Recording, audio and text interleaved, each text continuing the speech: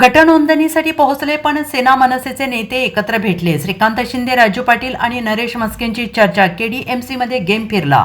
कोणत्याही एका पक्षाला स्पष्ट बहुमत न मिळाल्याने कल्याण डोंबिवली महानगरपालिकेच्या राजकारणात सध्या अत्यंत रंजक अशी राजकीय परिस्थिती निर्माण झाली आहे. सध्या कल्याण डोंबिवली महानगरपालिकेच्या राजकारणाचा पट बदलून टाकणाऱ्या घडामोडी सुरू आहेत.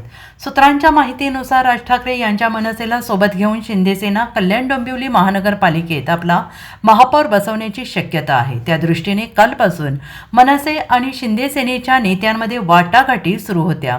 या दोन्ही पक्षांच्या युतीवर अद्याप शिक्कामोर्तब झालेलं असून कल्याण डोंबिवली महानगरपालिकेत भाजपा आणि ठाकरे गटाला बाजूला ठेवून शिंदे सेना मनसे युतीकडून सत्ता स्थापना केली जाणार आहे. हा भाजप आणि ठाकरे गटासाठी मोठा धक्का मानला जातो आहे. कालपासून मनसे आणि शिंदे सेनेच्या युतीच्या चर्चा सुरू असल्या तरी त्याबाबत कोणत्याही पक्षाने अधिकृत भाष्य केले नव्हते. मात्र बुधवारी मनसेचे 5 आणि एकनाथ शिंदे यांचे 53 नगरसेवक एकाच वेळी गटनोंदणीसाठी कोकण विभागीय आयुक्तांच्या कार्यालयात पोहोचल्याने या शक्यतेला आणखीन बळ मिळाले. गटनोंदणीसाठी दोन्ही पक्षांचे नगरसेवक एकत्रच या ठिकाणी पोहोचल्याने हा योगायोग आहे की राजकीय टायमिंग आहे याची चर्चा रंगली होती. कल्याण डोंबिवली महापालिकेवर सत्ता स्थापन करण्यासाठी 62 नगरसेवकांचे संख्याबळ गरजेचे आहे. सध्या शिंदे यांच्या शिवसेनेकडे 52 नगरसेवक आहेत तर भाजपाकडे 51 नगरसेवक आहेत.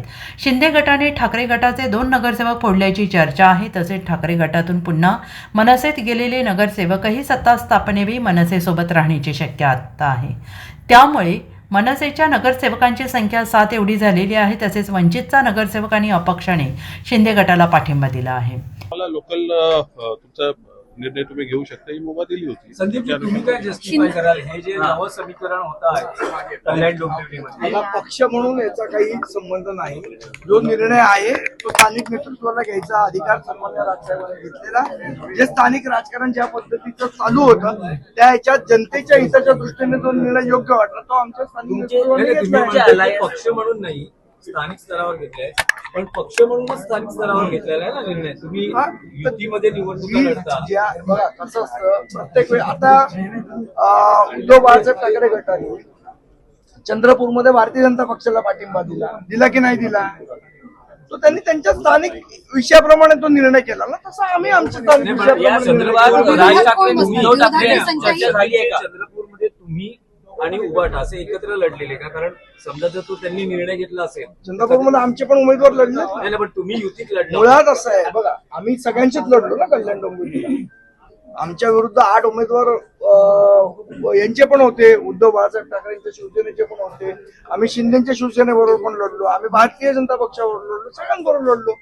शेवट असं आहे की आता एकदा निवडणूक संपल्यानंतर जे आमचे निवडून आलेले नगरसेवक आहेत त्यांना जे योग्य वाटतं त्या पद्धतीने निर्णय घ्यायची मुभा पक्षाने राजू पाटील यांना दिली. त्याप्रमाणे जो हिताचा पक्ष हिताच्या दृष्टीने स्थानिक राजकारणाच्या दृष्टीने जो योग्य निर्णय तो त्यांनी केला.